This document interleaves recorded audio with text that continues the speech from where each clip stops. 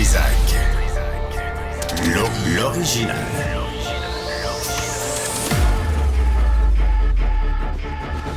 Du Trizac. Votre plaisir coupable. Bonjour tout le monde, c'est lundi, on est le 27 mai, sacrément, dernière semaine de mai.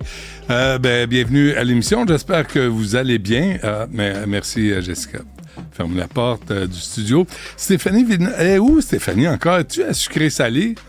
C'est quoi cette affaire-là? Qu'est-ce qui est plus important? Une émission de vedette au Cube? Sacrément, mettez de l'ordre dans les priorités ici, là. Cube, c'est plus important qu'une émission de vedette qui va te dire voici ma recette préférée puis ma couleur préférée. Faut mettre de l'ordre là-dedans. On va parler à Muriel Chatelier tantôt vers 1h moins 20. L'Association des Québécois unis contre le racialisme. Tu sais, c'est la couleur de la peau, avec qui tu baises, tout ce qui est important dans la vie, ce qui ne l'a jamais été, ce qui ne devrait pas l'être, tout à coup est une priorité dans plusieurs programmes d'ailleurs des gouvernements, surtout fédéral et surtout municipal. On salue l'excellente mairesse Plante. En passant, bravo Mme Plante de mettre la rue Sainte-Catherine piétonnière et de permettre des travaux sur le boulevard René-Lévesque. Je sais, c'est très montréalais.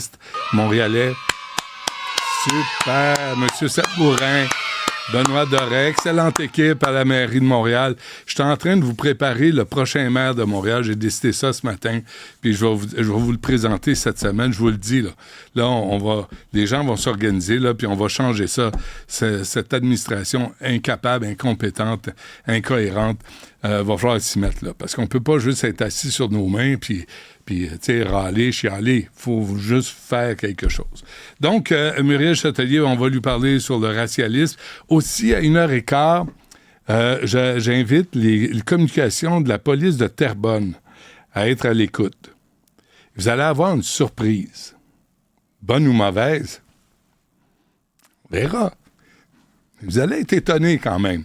Vers 1h15. J'aurais un mot, c'est rare, je fais ça, mais j'ai décidé avec une collègue ici que ce serait important d'aborder le travail des policiers de Terrebonne, cette chic ville qui disait, vous souvenez-vous, Terrebonne humeur.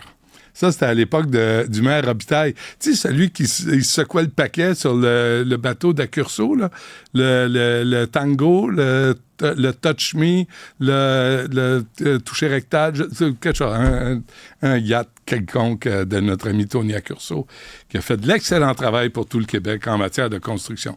C'était le touch, hein? C'était pas... Mais Robitaille, c'est celui avec le petit paquet, puis qui faisait aller là, au-dessus de la tête des invités, puis très chic. On avait ça, cette vidéo-là, à TVA. Faudrait la ressortir. Mais bref, c'est pas ce dont je veux parler. S'il y a eu 3 réunions, congrès, rassemblements, plaisir comme vous voulez. Québec solidaire, Gabriel Nadeau-Dubois est encore roi et maître. Il y a eu la CAQ, qui a parlé des médecins qui tenaient les gens en otage et peut-être le truc numérique. Là. Correct. Au pouvoir, là, ça baisse.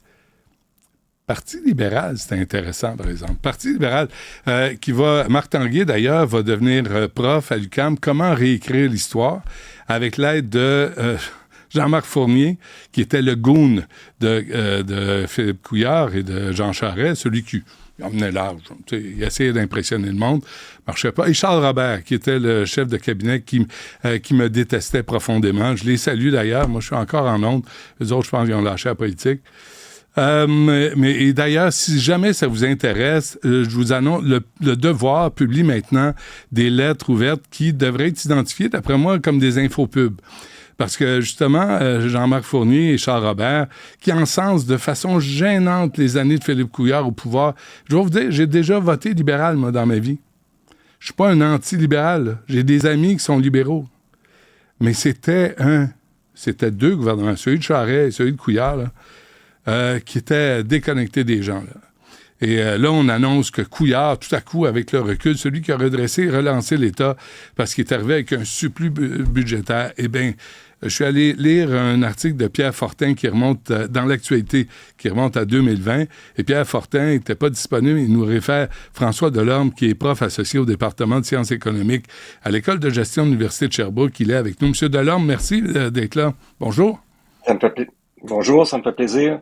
Bon, écoutez, vous n'êtes pas notre deuxième choix, hein? C'est juste que on vous découvre. Mais vous êtes au-dessus de ça, vous, c'est parfait, ça. Ben, j'ai publié beaucoup de choses avec Pierre là, pendant les années Couillard et tout ça. Et on continue à collaborer ensemble.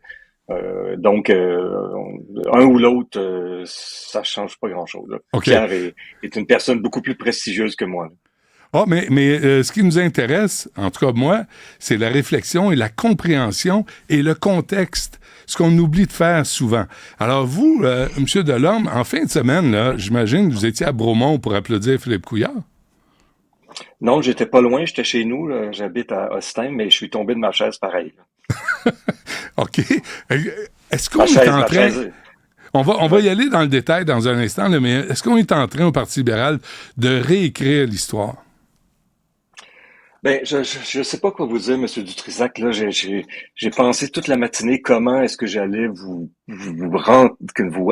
introduire le contexte, parce que ou bien on réécrit l'histoire, ou bien on comprend pas comment les finances publiques fonctionnent. Là. Alors, je sais pas si c'est juste de la mauvaise volonté. Je sais que l'économie, des fois, c'est compliqué, mais ou bien, oui, on veut réécrire ou mettre une couche qui semble glorifier les années Couillard, là, mais ça n'a pas été le cas. Là. Je pense qu'il faut juste dire un peu la vérité. Là.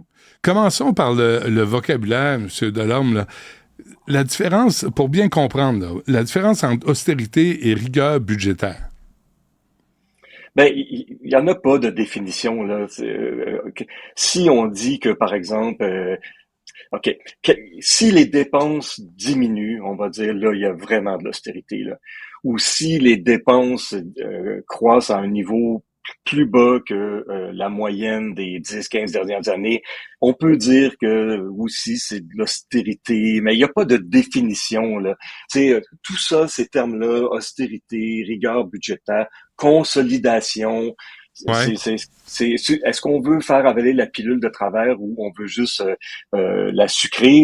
Mais en gros, c'est pareil. Là. L'idée, c'est on veut diminuer le rôle de l'État dans l'économie, puis on peut le faire en augmentant les taxes, on peut le faire en augmentant les dépenses, mais l'idée, c'est de diminuer le déficit.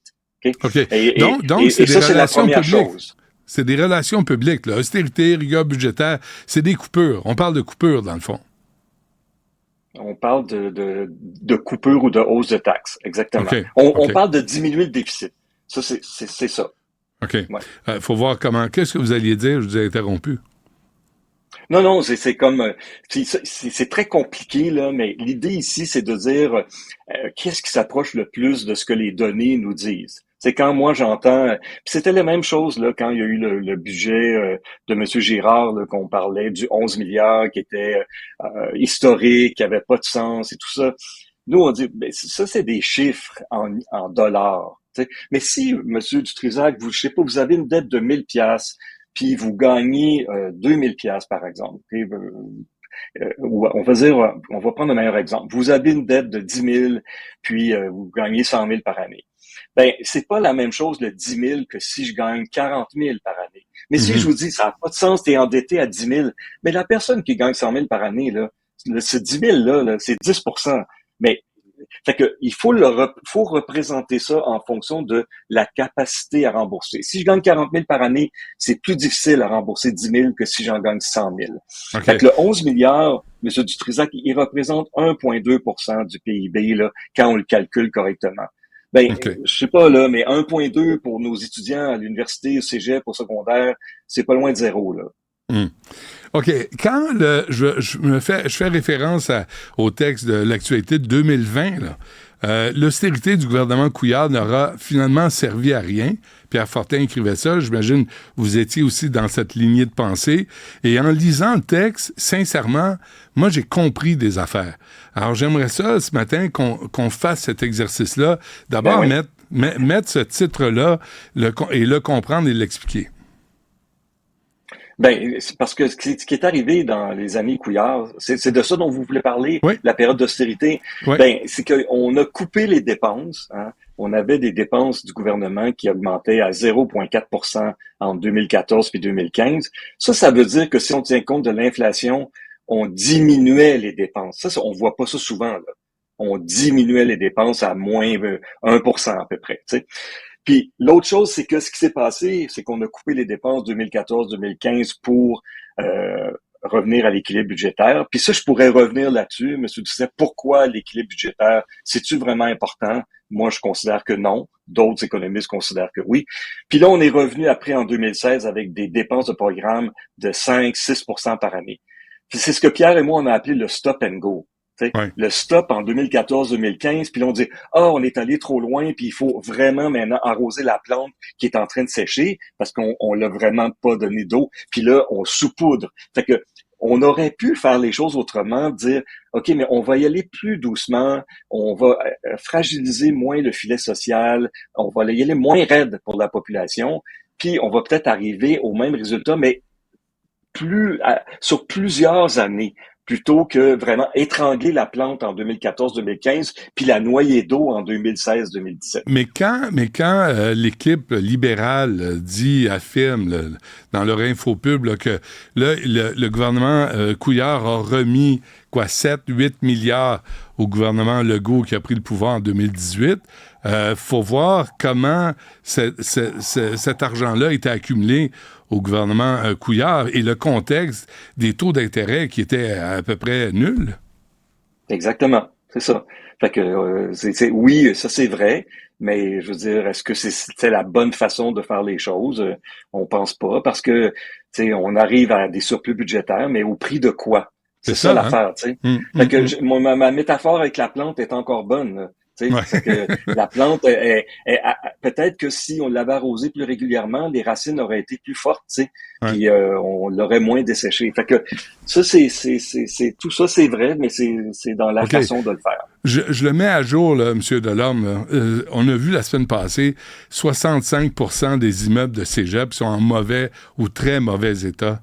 Quand on voit l'état des infrastructures, quand on voit, corrigez-moi, je me trompe, il y a eu des coupures sous le régime Charest-Couillard d'1 milliard en 10 ans dans l'éducation. Quand on voit les coupures en santé, pas chez les médecins, puis après on se demande pourquoi la pénurie d'infirmières, il faut comme on dit en anglais, connect the dots. Oui, puis c'est pour ça que quand Carlos Letao, qui était ministre des Finances à ce moment-là, est sorti de la politique, puis là, il était libre de parler, puis tout ça, puis il dit, tu sais, j'ai des regrets, tu sais, puis bon, on pouvait pas appeler ça l'austérité dans ce temps-là parce qu'on n'avait pas le droit de dire, mais si c'était à refaire, je ferais les choses autrement. Venant d'un ministre des Finances, d'un ex-ministre des Finances qui était aux commandes à ce moment-là, pas un observateur, moi je me dis, wow.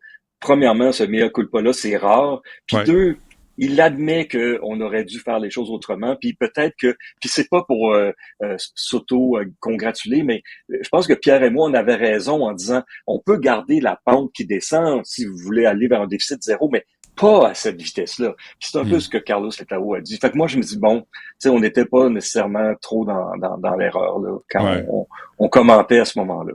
Quand tantôt vous avez mentionné là, le zéro déficit, là, l'équilibre budgétaire, pourquoi ça vous impressionne pas, ça?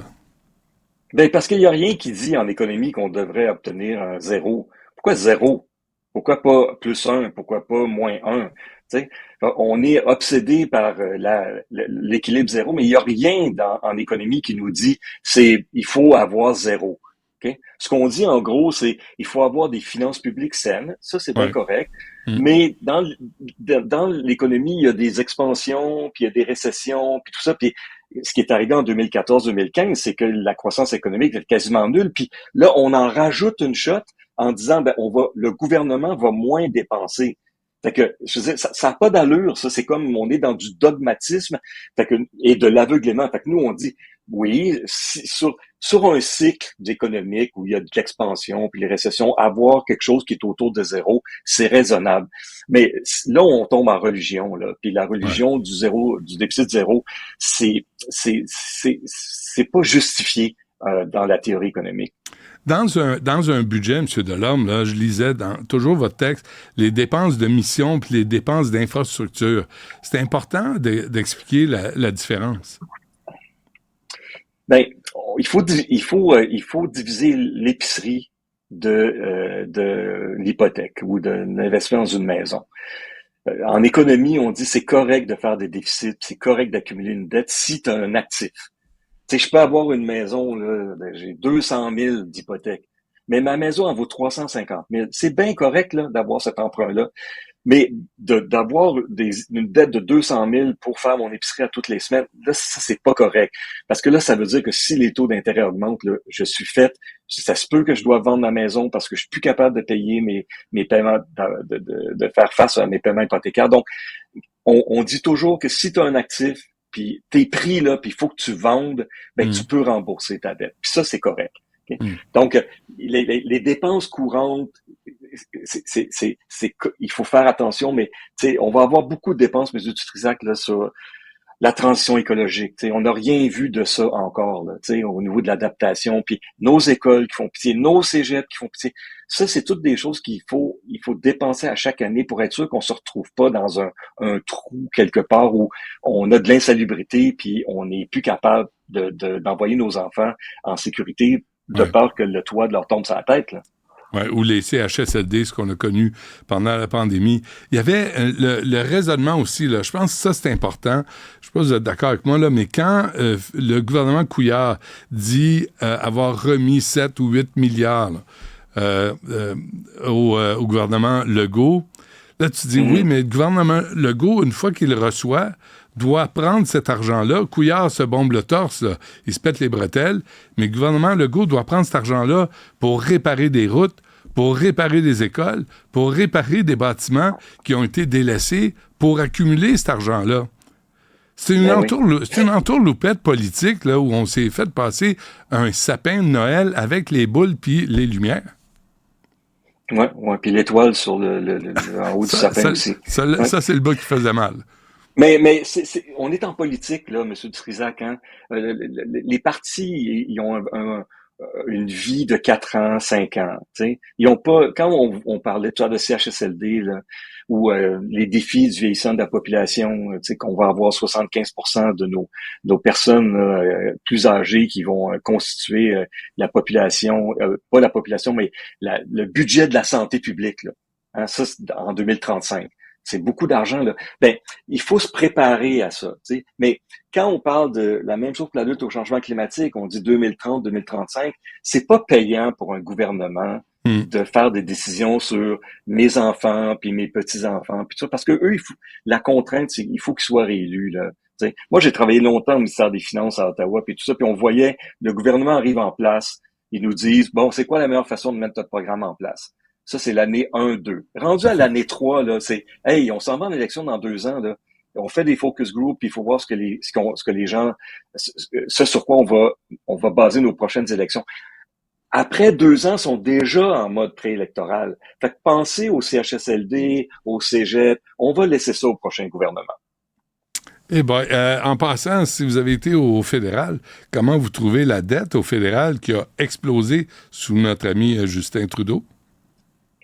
Ben, c'est la même chose que pour le déficit. Tu sais, moi, je considère que s'endetter, on a eu des dépenses vraiment exceptionnelles pendant la pandémie. Moi, je trouve pas la dette inquiétante du tout. Moi, j'utilise toujours le critère en Europe, on dit si je suis un pays puis je veux rentrer dans l'Union européenne. Le critère, c'est il faut que j'aille moins de 3% du PIB de mon déficit, puis moins de 60% de dette. Ben, je veux dire, le Québec aurait aucun problème à rentrer dans l'Union européenne, puis le Canada est vraiment en dessous de ça. Fait que moi, je suis plus un pragmatique à ce niveau-là, tu sais, de dire, OK, mais est-ce que c'est trop important? Est-ce que les circonstances le justifiaient? Oui. Ben, c'est correct. Il y a rien d'alarmiste avec ça. Alors, moi, je suis pas dans cette école-là, là, du tout. OK. Dernière affaire, je lisais aussi en 2018, je pense que c'est dans le texte de Pierre Fortin, le 2/3 des Québécois étaient plus en faveur d'un réinvestissement en santé, en éducation, les familles, les personnes âgées, que pour une baisse de l'impôt des particuliers. Il me semble que ça, c'est un trait connu des Québécois. Tu sais, on paye, mais on veut des services. On l'a vu récemment selon des sondages. Mais arrêtez avec les baisses d'impôts. Tu sais, la CAQ qui donne un coupon rabais de 500$ il y a 2 ans pour contrer l'inflation, ça a coûté une fortune. Ça a coûté quoi? 3,5 milliards, non donné 2 fois. Puis en bout de ligne, qu'est-ce que ça a changé? Alors, c'est les relations publiques, la politique et l'économie. À un moment donné, il faut qu'on apprenne à se méfier, nous autres, comme citoyens. Oui, c'est ça. Mais tu sais, c'est ce dont on parlait tout à l'heure. La politique dit que ben les gens veulent des chèques, puis ça sera jamais pas populaire de donner des chèques. Mais est-ce que c'est responsable de le faire pour un gouvernement? Mmh. Ben moi, je suis plutôt d'accord avec vous. Je veux dire non. Tu sais, je veux dire un chèque, tu le dépenses 2 semaines, ok, puis après, mais est-ce que ça a réglé tes problèmes de façon durable? Non. Mais là, on a des choses à régler, puis je pense que des choses plus importantes que donner des chèques pour contenter les gens pendant 2 semaines. Là. Ouais. Comment je finis cette entrevue, M. Delorme, là, parce que ça commence avec ce party pour Philippe Couillard, puis la célébration de la rigueur budgétaire. Est-ce que le Parti libéral va se redonner l'image du parti qui était le parti de l'économie? Je sais pas si c'est en fin de semaine. Honnêtement, là, vous me prenez de court, mais je sais pas si en fin de semaine, c'était pour redorer l'image du Parti libéral ou l'image de Philippe Couillard. T'sais. Fait que c'est sûr que tu peux pas arriver dans un congrès du Parti libéral puis dire ben tu sais ce qu'on a fait c'est pas correct. Okay? Donc moi je pense que stratégiquement parlant, c'est pour ça que je suis tombé de ma table de pique-nique en fin de semaine, de dire ben est-ce que c'est vraiment winner de tabler sur une réélection en 2016 en disant qu'on va atteindre l'équilibre zéro en 1 an, tu sais, mais même sur la durée d'un mandat. Honnêtement, moi, ça me tente pas de voter pour un parti comme ça. Puis ça ramène des mauvais souvenirs. Fait que, puis si je reprends c'est sûr que la déclaration de Carlos Letao après qu'il soit sorti de politique va revenir là-dedans. Tu sais, de dire, OK, mais le ministre des Finances lui-même dit qu'on n'aurait pas dû faire ça. Fait que je sais pas, j'ai pas de réponse à votre question, mais d'après moi, je mets beaucoup en doute cette stratégie-là comme plateforme électorale. Il me semble qu'il y a quelque chose d'autre qui est plus séduisant et plus stimulant aussi en termes de projet de société que l'équilibre zéro. En tout cas, si c'est ça, vous parlez pas à la bonne personne, en tout cas, pour défendre ce point de vue-là. OK. Mais la différence entre 2024 puis 2018, là, est-ce que c'est, en termes d'économie, est-ce que c'est si prononcé? Qu'est-ce qu'on doit comprendre? C'est à peu près, là, on est vraiment dans une conjoncture favorable. On a de la pénurie de main-d'œuvre et tout ça, puis il y a des rentrées fiscales. Le gouvernement est dans une position quand même assez avantageuse, en dépit de tout ce qu'on dit là. Quand Marc Tanguay dit que c'est un déficit historique puis que le premier ministre Legault est le pire administrateur de toute l'histoire du Québec, c'est pas vrai. Je vous l'ai dit tout à l'heure, c'est 1,3% du PIB. C'est rien. Fait que je pense qu'on est dans une situation favorable. C'est le temps de regarder en avant, puis d'essayer de réinvestir dans nos services publics, puis d'arrêter de donner des chèques. Fait que moi, je pense que c'est une belle occasion de proposer aux gens de reconstruire une société québécoise, puis un gouvernement qui est responsable, hein, mais qui est pas dogmatique. Okay? Ça, c'est vraiment important. Je suis content de vous avoir parlé, M. Delorme. Vraiment, là, parce que je trouve ça important que les médias, parfois, on prenne le temps de mettre les choses en contexte, qu'on se rappelle d'où on vient et qu'on se fasse pas enfirouaper pour des raisons politiques ou des relations publiques. Puis c'est des gens comme vous, comme des profs, au département de sciences économiques à l'École de gestion de l'Université de Sherbrooke. M. Delorme, c'est là où vient parfois la lumière. François Delorme, merci à vous. À la prochaine. Ça m'a fait plaisir. Merci de l'invitation.